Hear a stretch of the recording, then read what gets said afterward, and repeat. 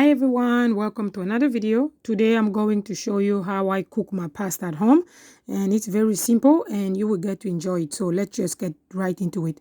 To begin, I put on a pot, I put water, and then I add salt and olive oil, and the olive oil is to avoid the pasta from sticking together. For this recipe I'm using angel hair pasta. So I'm going to open the package and I'm cutting the pasta in two and I'm putting it in the boiling water. I will boil it for at least 10 to 15 minutes because I like it well done. While the pasta is boiling, I'm mixing it all around to make sure that it doesn't stick at all. And you can see it's been a couple of minutes now and it's getting done. And I'm going just to let it cook for a little while.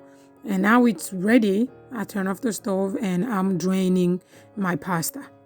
And after draining the pasta, I will take the same pot and I will pour some olive oil into it. And I will take the drained pasta and I will put it into the pan and mix it all around to make sure that the pasta takes on the taste of the olive oil. The information for this recipe will be found in the description box down below. So after I'm done mixing the pasta all together, I'm adding parsley. I like a lot of dry parsley, so you can add less if you want to. And then one of my favorite tricks is to add an egg. Yes, it tastes really good if you add an egg. You can try it and you will let me know if you like it. And I add an egg and I mix it all around to make sure that the pasta will take on the egg until the egg is well done and cooked inside with the pasta. It's gonna give it an extra taste compared to just plain pasta as usual. So that's my secret for my pasta. And once it's done, and you can see the egg already well done and cooked. Once I make sure that the egg is really cooked with the pasta, then I can turn off the stove and it's done.